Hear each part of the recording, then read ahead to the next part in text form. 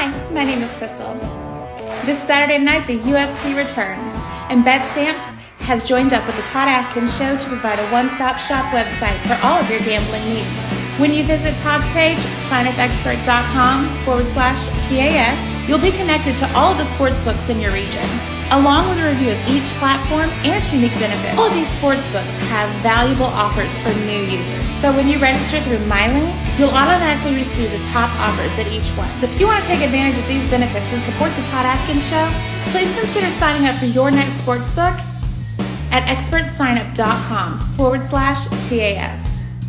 Again, my name is Crystal, and you can find me on TikTok at unapologeticallyme0424. Happy gambling! I'm Derek Alanis, and you guys are watching MMA Conspiracy Hour with my boy Todd Atkins and Miguel Iterate. Miguel worked for Bodog, Hook and Shoot, Euphoria, and ADCC. You can find Miguel at MMA Collector 74 on YouTube. And if you want to hear what I got to say about the fight game, it's at Derek Alanis on TikTok or at Derek Alanis on Instagram. If you want to hear about crime, the new wave of organized crime, it's at Derek Meyer Galanis on TikTok and at Derek Galanis on Instagram.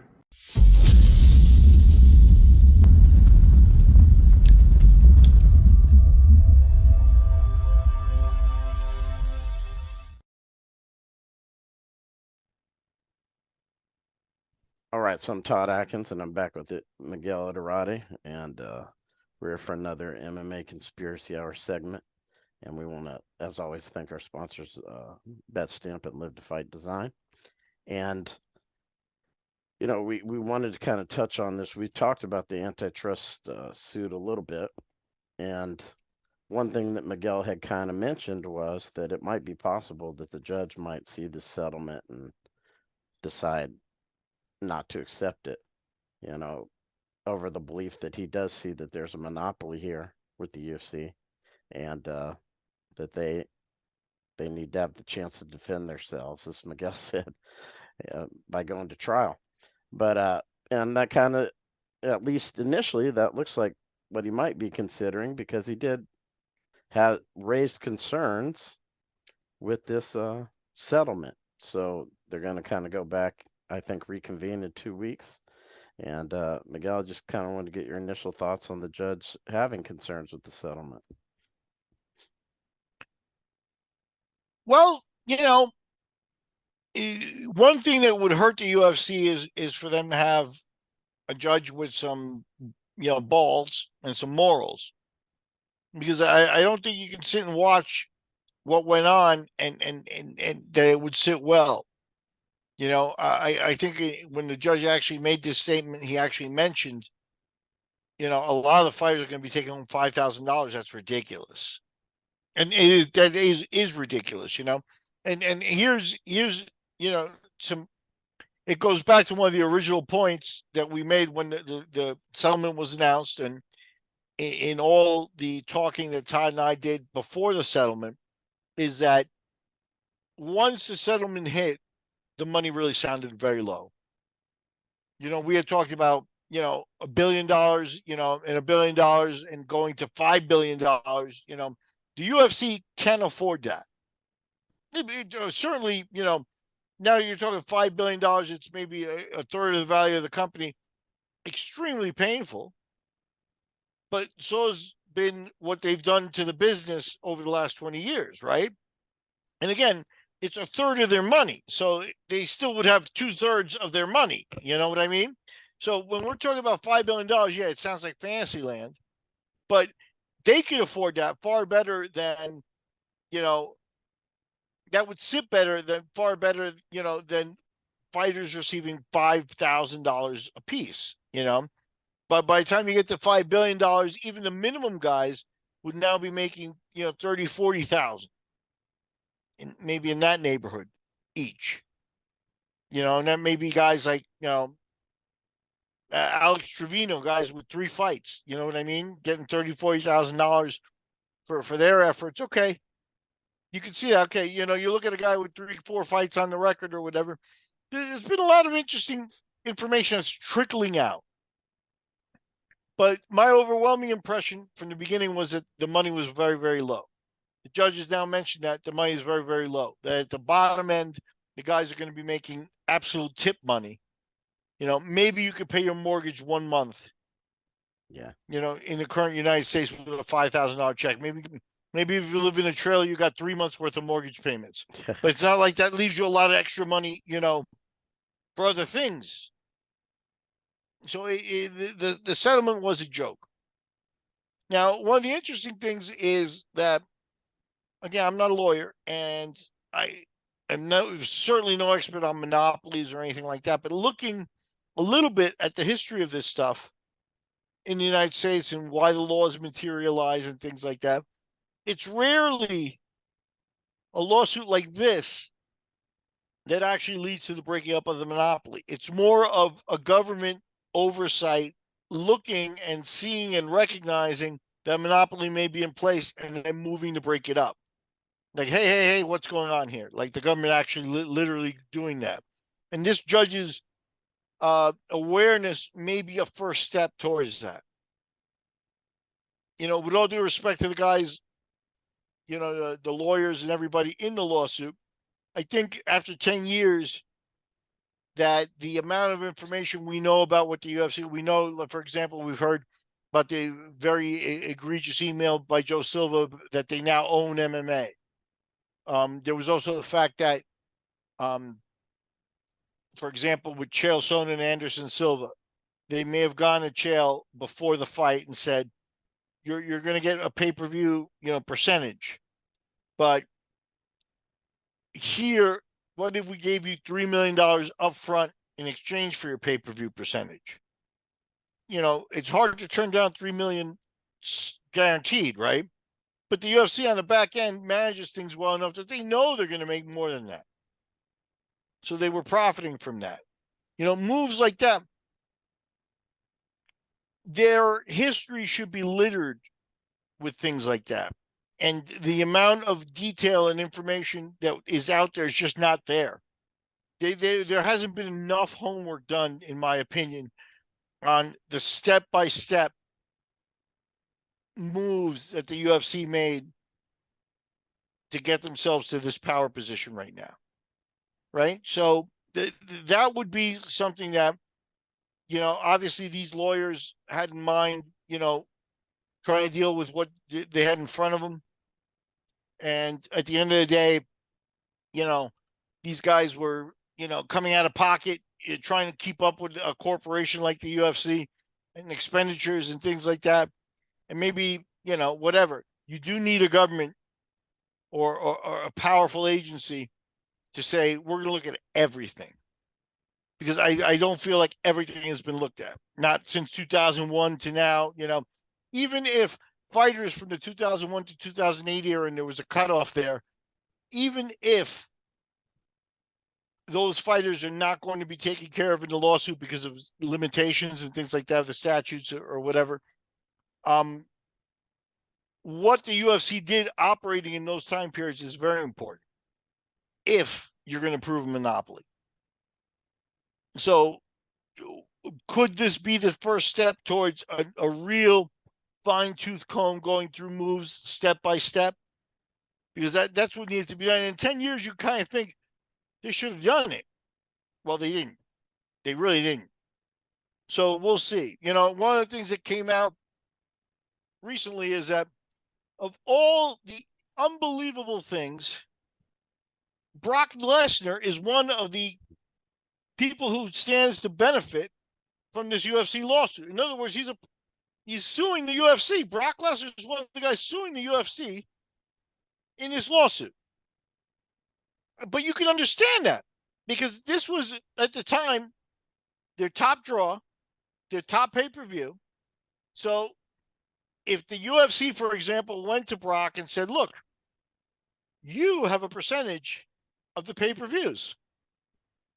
That percentage could be anything, it might not do that well. It might do well and stuff, but here's $5 million guaranteed, 10 million or whatever that number was. And Brock took it.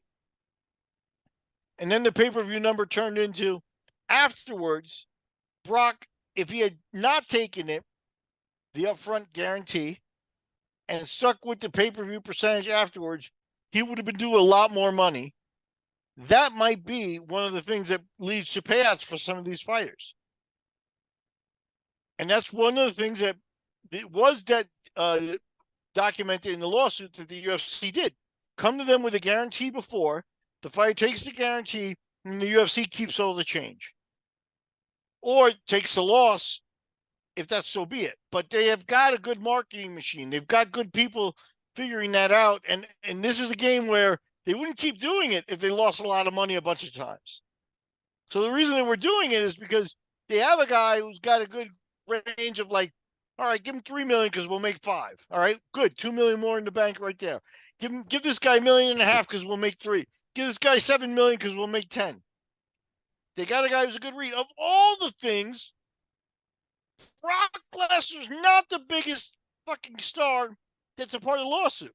Conor McGregor is. And this is, again, this may be one of those situations where Conor versus Nick Diaz, they went to Conor and said, Conor, here's your $15 million guarantee on the pay-per-views. And then that pay-per-view, his percentage should have been $22 million. There's 7, and speculative numbers. But that's all money the UFC is banking away. Yep. So those behaviors are preventing money from going to the fighters where they belong. And again, the job of the lawsuit was to identify every single case of those.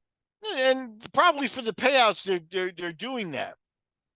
But now that they've got a number of every single, how many times did that happen? 30, 40, 60 times, whatever that number is. Man, I would love to have that stuff in trial. We got 3 months worth of trial plaintiffs coming. Okay, so who'd you take the phone call from? Okay, Joe Silva called me, or Dana called me himself, or et cetera, et cetera. How'd the conversation go? Well, here I am. My circumstances at the time were X and X. I just gone through a big training camp. I had just done this. My last fight, I made $90,000, of which I took home 54, and they're offering me $2 million. And that's as far as it goes. They didn't inform me that it looks like I'll make $5 million. But again, if the UFC, and in this read, if the UFC was wrong, enough times they'd have stopped doing it. But they haven't. They didn't. Now, if Conor and Lesnar and latter-day fighters are involved, right? Well, I think they just chose not to opt out of the class because they figured they'd get some money. Sure. Yeah, sure. All. And why would they get money? Because at the end of the day, even at their level of pay, the UFC was even wronging them. Mm-hmm. It's not like this is a handout where it's like, okay, no, it's like Lesnar, here's some money. No, it's because Lesnar, in the mathematics of it, his pay-per-view and his pay-per-view shares meant he was due X amount of money, and the UFC gave him Y up front, which Y is less than X. So he's due more money, whether you like it or not. You know what I mean? It seems ridiculous to give a multi-millionaire, the multi-millionaires, more money.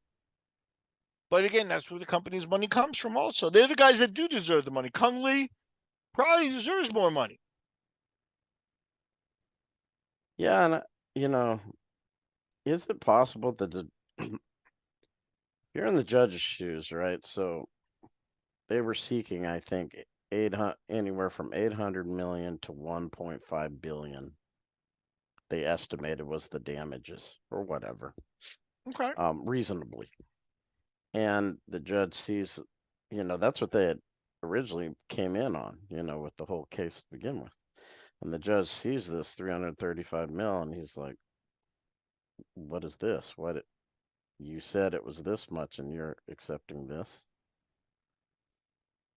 Yeah, the problem here is the judge can call it, but I don't know that he's got the power to create the investigation.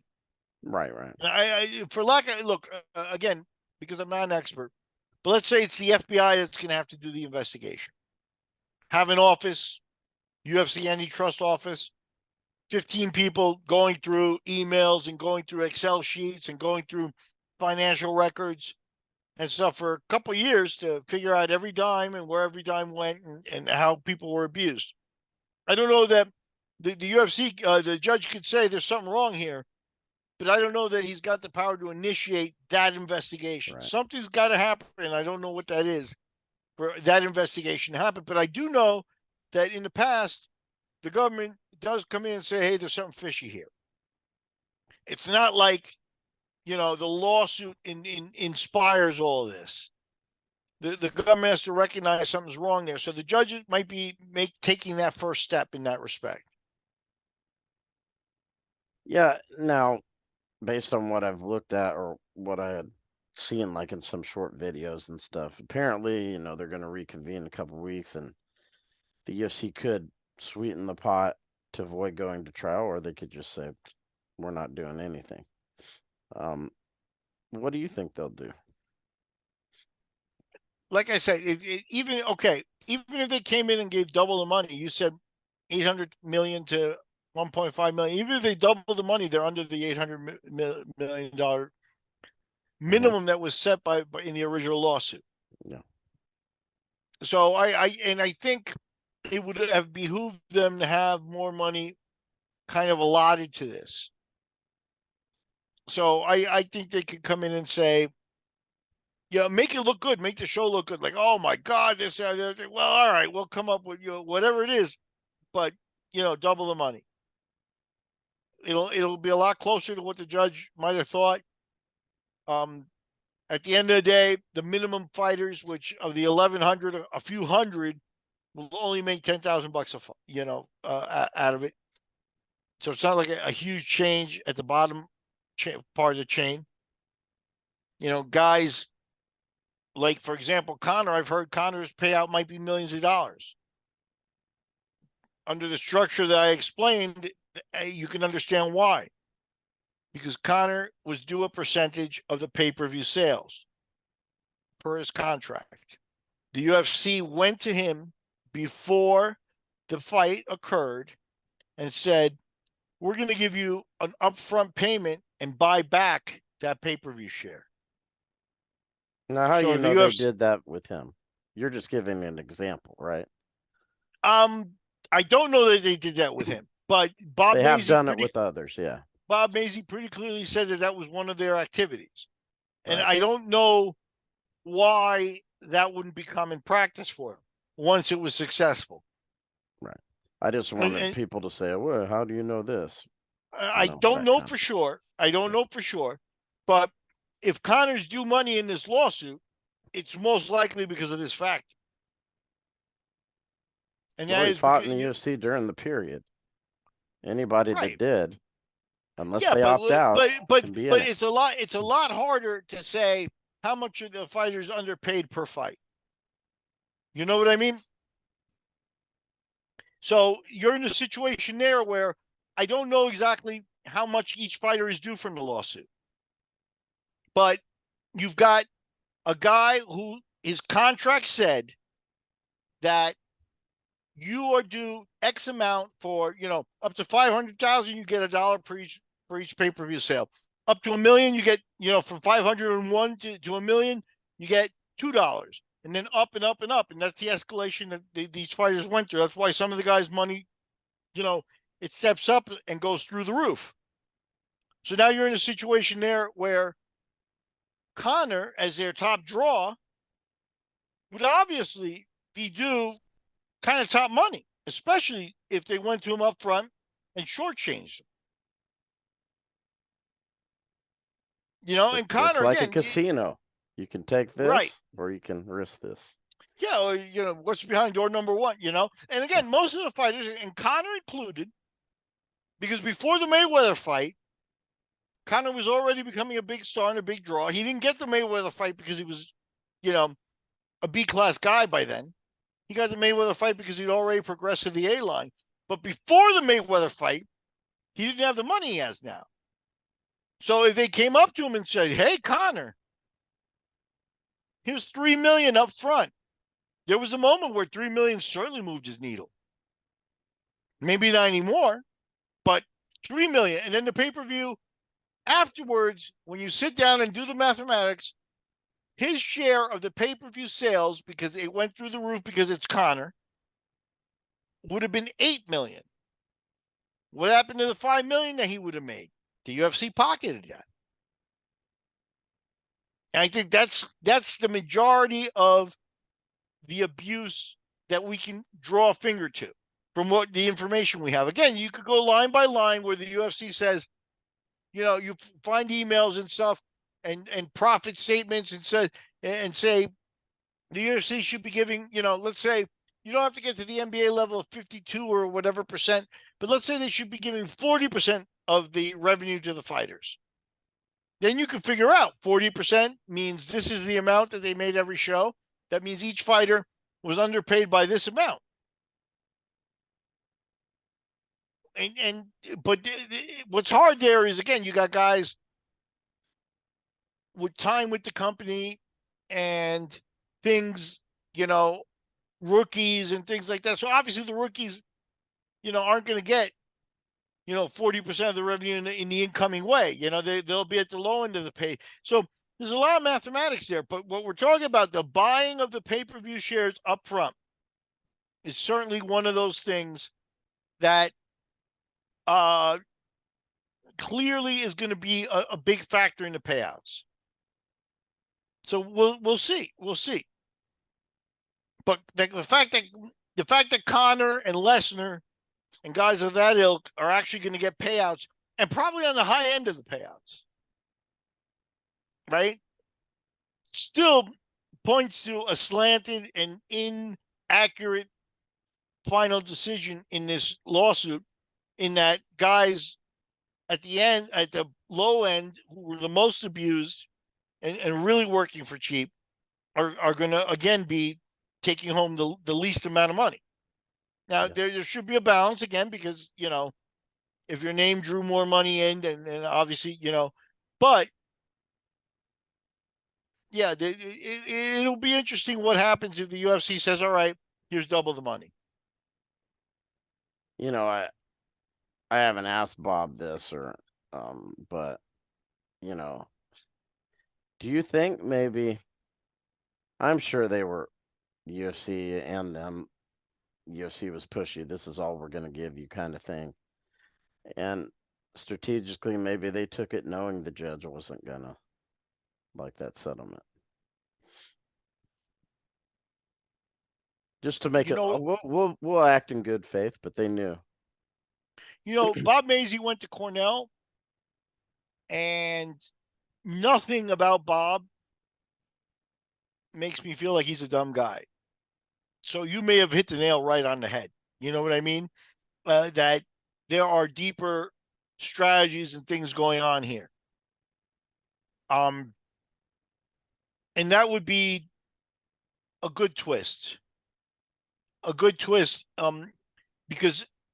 to the average person, I think it does look like a certain amount of fatigue set into the even the legal team, and that they kind of took the settlement cheap.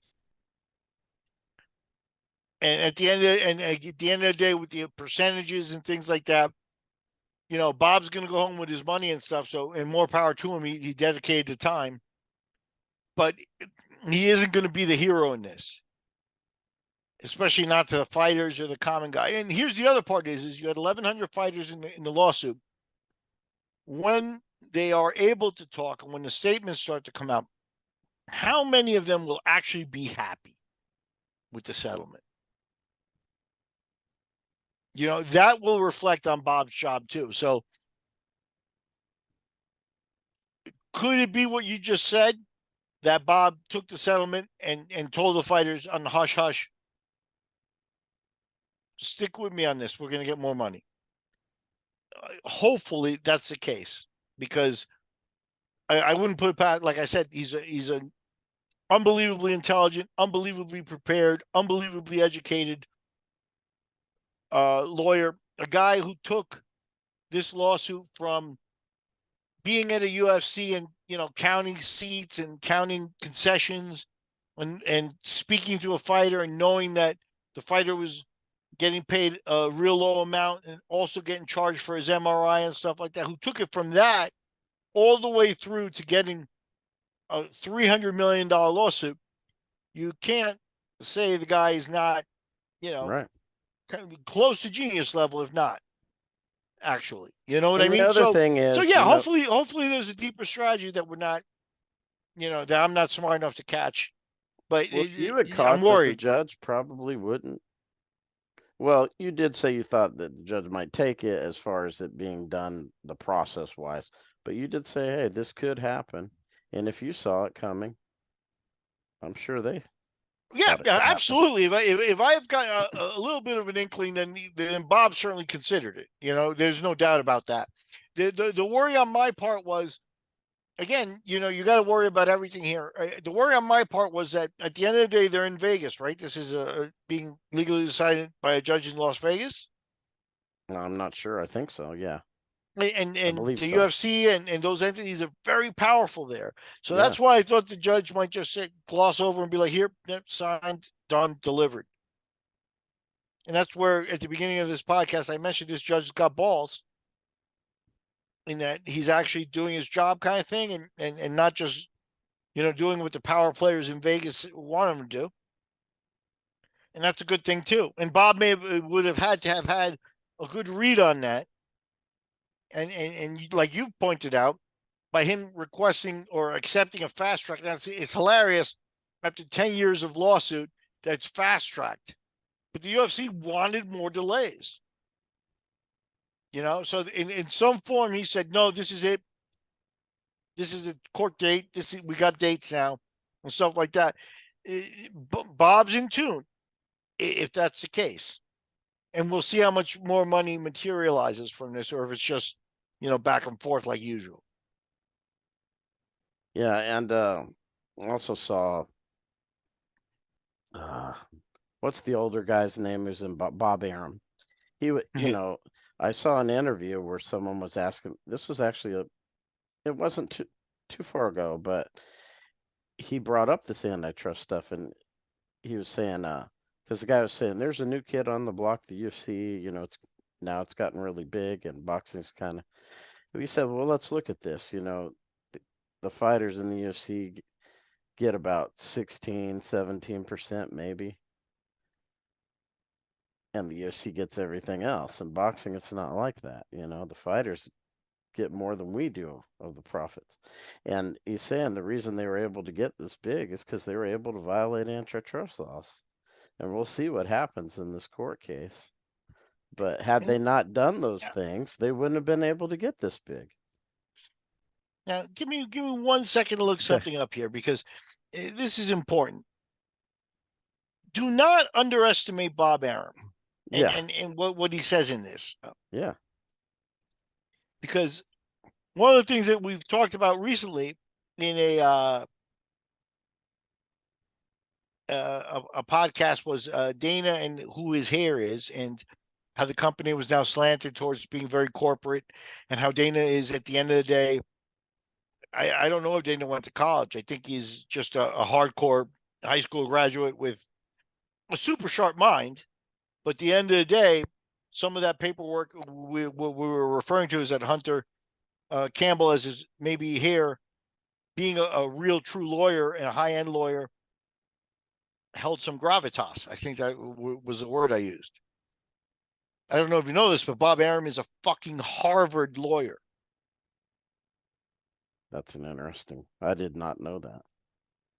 And Bob Arum was the promoter for Muhammad Ali and the Rumble in the Jungle and the Thriller in Manila. Bob Arum owns the rights to all those fights from that era all the way through now. All the Roberto Duran, Sugar Ray Robinson, Thomas Hearns, Marvin Hagler fights from the 70s. That's Bob Arum. Bob Arum is an entity that's been around for a long time. And comparing, Dana hasn't done anything really compared to what Bob Arum has done. Now, Bob Arum is 88 years old, so it's easier to let him fade away. But Bob Arum is one of the sharpest minds in combat sports that we have ever seen, maybe the sharpest mind. And he's known that the UFC has been operating this way, or suspected, let's say. Again, a Harvard lawyer doesn't go into an interview and be like, "Oh, I screwed up." If he said it in an interview, it's because he's okay. He knows he's not going to be sued, and if they're going to sue him, he's going to win. This is not a guy to be messed with. So he understands what's going on here.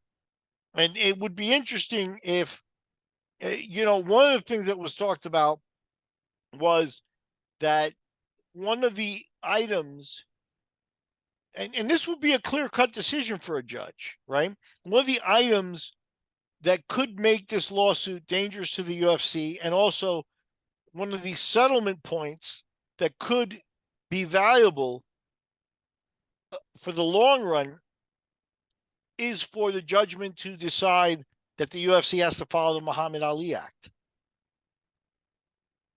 Can they enforce that? That's something we'd have to have some lawyers on here to see. Well, it would be very simple. The champions, the champions stay the champions. But the next, like, for example, we want Stipe to fight. Well, Stipe hasn't fought in 4 years, and when the boxing commission talks to him, he's a fireman and he's kind of done. So force John Jones to fight Aspinall. The boxing commission could do that. It could be taken. Those decisions would have to be taken out of Dana and the UFC's decision-making process. They should not be able to decide who the next champions are or who the next title contenders are. It should be an outside force. Now, in boxing, with the alphabet soups and stuff like that, it gets weird. Right. But that's where the control comes that the UFC took away. That boxing, that's why boxing is so chaotic, because there's 6 alphabet soups or 5, and the UFC took control of all that and stuff. But what's wrong with it is that they could say, well, Conor McGregor moves the needle a lot more than Frankie Edgar, so for this next title shot, we're going to skip over Frankie. And this is the very beginning of Conor's career. They did this. Mm-hmm. We're going to skip over Frankie. And Frankie sat there like a great soldier, quiet as a mouse, knew he didn't have another company to go to, and all kinds of problems with this. But if the decision-making of the title shots and the matchmaking were done by outside forces without Dana's ultimate sign-off, that would be an extremely powerful move against the UFC and their monopoly and the unfairness for the fighters. Keep in mind, how in this lawsuit, how do you quantify the money that Frankie Edgar didn't make, or the money that Stipe Miocic didn't make, when they sat out and waited for fights? You can't qualify that. The only thing they can do is things like I just did a few minutes ago with the pay-per-view numbers, that they gave money up front. This is the end money. The difference, that should be going to the fighter, right? It's very simple. But what about guys that didn't fight because they were waiting? So the Muhammad Ali Act and would be a strong additional bonus in this lawsuit. And, we'll see if anybody considers that or if it's something that comes up with the judges. But, Bob Arum has dealt with the Muhammad Ali Act, and he still makes millions. And he still makes his top-end fighters millions. Right. Bob Arum is a Jewish lawyer who was in Saudi Arabia for the Francis Ngannou-Tyson Fury fight. Why would that be? Because he knew he had gotten his hooks into Tyson Fury. So even in his 80s, he's operating at the top of his game. Dana's got a long way to catch up to Bob Arum in terms of legacy in the combat sports. Right. One thing I saw Dana White say on this interview with Shannon Sharp, because Shan Sharp did ask him about this, but it was most of the interview was mostly soft questions, and Dana just kind of brushed it off as this is what happens when you get as big as we are. What do you think about that comment? What, did they get sued? What was he referring Yeah, to? he was asking about the lawsuit, and Dana said, "Oh, that's just what happens when you get as big as we've gotten." You know, that's falls back on one of the things that we've said all along, is that at the end of the day, Maisie and people have done a lot of work, 10 years worth of work and stuff like that. But they have not been successful in making the UFC at least sweat visibly. Maybe behind closed doors, they're a little more worried than they appear. But when Dana's in public, still acting the same and doubling down on his activities, and the company policies haven't changed, and they've added clauses to the lawsuit to protect, to the contracts to protect against this, and to tighten their grip on things. Right. They haven't seemed worried at all, right? And Dana, I don't think Dana will ever show that unless you really surprise them. And I don't think that they're that surprised by this. I think they've got good lawyers and good strategists, and they know kind of what's coming at them. I think they know they're at risk because they're wrong. And they should know they're wrong. But I think they're not officially wrong until it's proven, right? So I think that it behooves them to continue acting that way. So Dana's always going to give the same company line, the same front. Now Dana is the only expert in the sport, according to him. And Dana's the only person that knows. And he took the company from, war memorials in Alabama to to headline, Vegas and, every major city in the world kind of thing. So how can you say he's wrong? And he will always act that way until further notice. Now, you had made a comment on that original video that I posted about the Mystic Miguel. You had some firsthand experience with some of the things the UFC had done, in this kind of field of antitrust or, just acting badly. Yeah, to repeat the story, and I'm not 100% like able to prove this. So, again, they could come sue me. I don't have much. But we had done our pay-per-view with Bodog, and it was a very strong card. It was headlined with Roger Gracie's MMA debut. Eddie Alvarez knocked out Aaron Riley on that card to win the Bodog World Championship, et cetera, et cetera. And it was on pay-per-view. The pay-per-view numbers were not noticeable, under 100,000 sales. But, looking back at the business, that's expected for a first pay-per-view for a startup company or a new company going up against the UFC. And the UFC's had, in the era before that, 2004, 2003, those eras, they had a couple 100,000 pay-per-view sales. Yeah, they weren't hitting home runs then at all. And we were setting up our second pay-per-view, which was Fedor against Lindland. Fedor is still a fighter that the UFC now, they crap on because they could never sign him. But we did, and we had him on pay-per-view. Strong pay-per-view at the time. Something that you could easily how much did it cost to get him? Hang your hat on. It was $1 million fight, $500,000 each. And we couldn't get our phone, the executive that set up our first pay-per-view, we couldn't get him on the phone for a month. Making phone calls.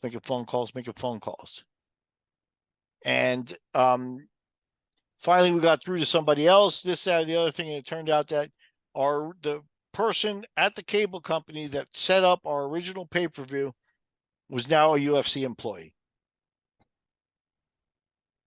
Now, that might be by chance. but a real review of all the details of all the emails that the UFC has ever exchanged might reveal that it's not. Right. Now, that person might have been sitting there like, oh, I hate the cable company. Let me fill out let me do these resumes. If we did their pay-per-view, why wouldn't they want to come work for Bodog? We were throwing money around for salaries, especially for executives and Hollywood types and things like that. We had 10 executive producers. They went to the UFC. And again, that type of cutthroat game, that's where, I was a rube. I was innocent. I was young. I thought we were going to make a great sport and stuff like that. You don't see that kind of thing coming. Somebody who really is going to play the game at that serious level. So with that respect, I lost that war. I have no ego in that. Dana fucking kicked my ass in the bathroom with a fucking bar of soap. Yeah, you can respect someone who's beating you up, but still. Yeah, if that's what they did, and they were going at it at that level, they were playing three-dimensional chess while we were playing checkers. Yep. But again, there is a aspect of that type of behavior repeated over the course of time to limit competition. And we were probably the most dangerous competition they had because if Calvin had more money than the Fertittas. Not the backers of Strikeforce couldn't say that. The backers of Affliction couldn't say that. They came after us and they were able to move the needle a little bit. So a lot of people remember those shows before, as bigger than ours. They weren't. But that activity repeated, the pay-per-view executive going to work for them over the course of time would be enough to prove that that they were moving towards a monopoly and they were moving to crush competition and to be the only player in town. What year was that? 2006, 2007. I wonder if Wormy was around because he was involved with the pay-per-view. That'd be something interesting. I don't know. Ask him about. I was told in the Bodog boardroom when they finally got through the cable company, and we did do Fedor Lindland, so we were on pay-per-view, and we did make that happen. But when I was told by other executives in the company higher up on the food chain as to what the reason was that the original person never called us back, that's what I was told. That's how I know. So I don't have direct proof or anything like that. Now, that person could have gone from being our pay-per-view executive to now being the person that buys Dana White's underwear. I don't know what job they went to in the UFC. Dana said he sends someone shopping for his clothes and things like that now, Maybe it's that same pay-per-view. Yeah, I literally, I was told in a boardroom meeting. But again, does it sound weird? Does it sound like, no, they wouldn't do that? That's not my first instinct. You know what I mean? When I heard that, I was like,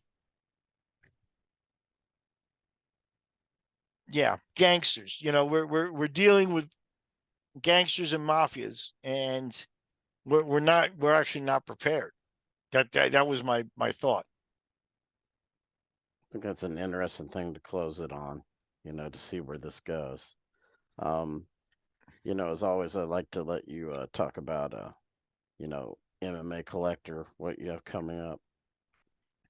Well, we just put up a new video that I'm very proud of. And it's looking back at a 2006 fight in Pride Bushido between Dennis Kang and Kazuo Mizaki. And this is a fantastic video because Genghis, one of my sidekicks, Todd is one of my sidekicks. I got a couple that join me to look at classic fights. But Genghis is a real treasure because he's a real fan from the 90s. And we were actually joined by Dennis Kang, one of the fighters in the fight. And that makes this one extra special. My hat's off to Genghis because he proved his worth 10 times over in this video by the questions and the knowledge he brought to it, the background that he looked up in it. And Dennis is a professional, and probably one of the smartest guys, a guy who speaks 4 languages, 50-fight veteran, and a guy that still has a passion for the sport enough to sit with a couple of yokels like me and Genghis and go through his fight and stuff like that and give us real insight. So I'm particularly proud of this video, and we're going to roll out some interview videos start next week again. Yeah, he's a great guy, Dennis King. I've had him on my show and stuff early. He was one of my early guests, and yeah. I helped Dennis out with his career early, and he remembers that. Some guys that you helped out don't remember. Some guys do, and that's my hats off again. Another reason to take your hats off to Dennis in that he's got that true martial artist mentality of honor, as well as intelligence and hard work and things like that. So Dennis is a gem and a treasure, and this video is special because he gives incredible insight into a fight. It was the second fight of a tournament in the same day. All kinds of nuances, and he gets into all of them, including revealing some real personal stuff about the death of his girlfriend a month before the fight. So, and also the dog rescue that we encourage people to contribute to. Yeah, the power went out in my house today, and I spent the whole day playing with the 2 pit bulls that I've been working with, and I had a good day today. That's all I can say. It's a day. It's a thing about you got to put the effort in. I saw some comments on Facebook and things like that, and I live in Costa Rica where there are dog rescues and things like that, and sometimes maybe ignorance and things like that leads to abuse of dogs and stuff. But in the United States, I actually think there are certain areas, Texas, California, there are certain areas where the situation for dogs is actually more dire than it is here in Costa Rica. When you've got dozens and dozens of dogs being euthanized on a daily and weekly basis in certain areas, it's something that you can look at and, help in your own area, in your own country. It's something that really needs to be looked at. Again, the innocence of these animals, the way they look at you when you help them, when you feed them, they're dependents. They need you, and if any help comes our way here in Costa Rica, that's fantastic. We will go ahead and do the dirty work, buy food, buy defleers and all the types of things that are monthly costs. But you can also go down to your own local shelters in the United States and help. Yeah. It's a great thing to end on. And, everybody, we always appreciate your support. Feel free to comment, subscribe, like the videos. Miguel responds, I respond. And, we always appreciate your support. And as always, till next time, take care. Live to Fight is the type of company that Dana killed. It's a homegrown, it's a guy that just does good work and, puts it out there. And if you can support him, you really should, because he's precisely a guy who can't, his banners may not be able to hang on to UFC because he hasn't been able to pay them $100,000 to get his stuff out there. That's the corporate stuff that we're talking about now with the UFC, that, they've made everything at that level where it's all about money for them. And Live to Fight is a dude that does good work, makes you a great banner, and, doesn't have $100,000 to get on the UFC and stuff, and deserves support. So any fighter out there, anybody out there, owner of a gym or anything like that listens to us, God bless you and thank you very much for your support. And, extend that to Live to Fight, because he's one of us. Those guys are one of us.